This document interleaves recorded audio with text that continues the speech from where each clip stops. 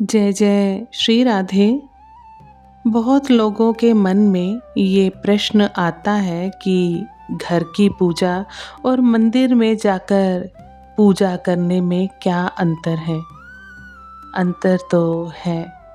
घर की पूजा, मंदिर में जाकर पूजा, फिर तीर्थ स्थान में जाकर पूजा और फिर धाम में जाकर भजन करना, इन सब का फल अलग अलग और विशेष होता है। जैसे उदाहरण के रूप में समझिए, यदि आप अपने घर में बैठकर 1000 माला नाम जप करते हैं और वही अगर आप गौशाला में जाकर 100 माला जप करते हैं तो उसका फल अधिक होता है। और अगर आप किसी प्रसिद्ध देवालय में बैठकर 1 माला जप करते हैं तो वह माला भी 1000 माला के बराबर फल देती है।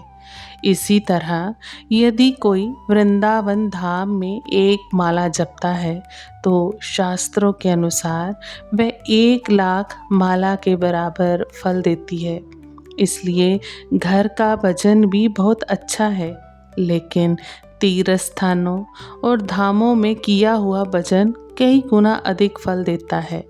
यही कारण है कि जब किसी के हृदय में भगवत प्राप्ति की सच्ची लालसा जागती है तो वह तीर्थ यात्रा करता है, संतों का संग करता है और बड़े बड़े देवालयों के दर्शन करता है।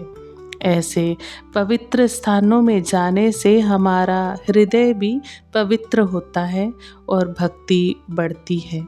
जैसे सोचिए, आप अपने घर में बैठकर भजन कर रहे हैं और दूसरी ओर कोई गंगा जी के तट पर बैठकर भजन कर रहा है, तो दोनों में अंतर होगा। गंगा जी की धारा बह रही है और आप माला जप रहे हैं, उसका फल और बढ़ जाता है। और यदि कोई गंगा जल में खड़े होकर नाम स्मरण करता है तो उससे भी अधिक लाभ होता है। इस प्रकार भजन की भी अलग अलग पद्धतियाँ होती हैं। इसलिए कहा गया है कि घर से कई गुना अधिक लाभ तीर्थों में, पुरियों में और धामों में भजन करने से मिलता है।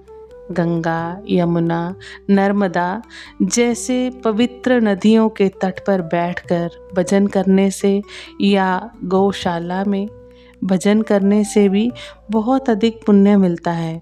इसलिए हमें कोशिश करनी चाहिए कि कभी कभी थोड़ा समय निकाल कर ऐसे पवित्र स्थानों में जाकर भजन करें। लेकिन एक बात बहुत महत्वपूर्ण है, अगर आप धाम में जाएं, जैसे वृंदावन या किसी तीर्थ स्थान में, तो वहाँ जाकर केवल मनोरंजन नहीं करना चाहिए।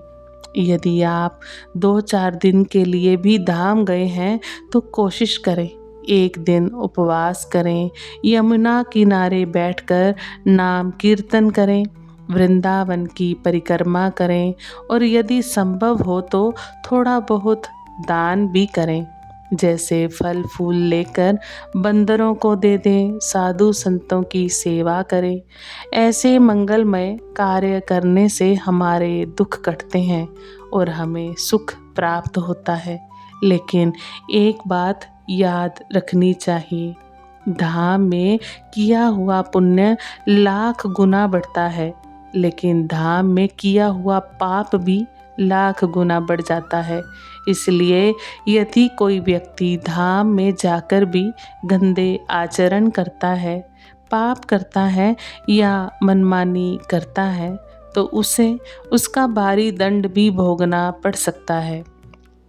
क्योंकि सामान्य स्थान पर किया हुआ पाप धाम में प्रवेश करते ही नष्ट हो सकता है, लेकिन धाम में किया हुआ पाप बहुत गंभीर माना जाता है।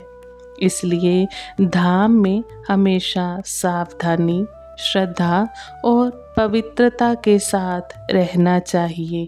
अंत में यही कहना है कि घर में किया हुआ भजन भी बहुत अच्छा है, लेकिन जब अवसर मिले तो तीर्थ देवालय और धामों में जाकर भी भजन करना चाहिए।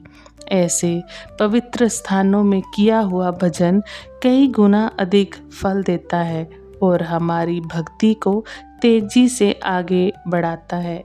आप सभी वैष्णव जन को श्री हरिवंशी श्री सद्गुरुदेव भगवान की जय हो।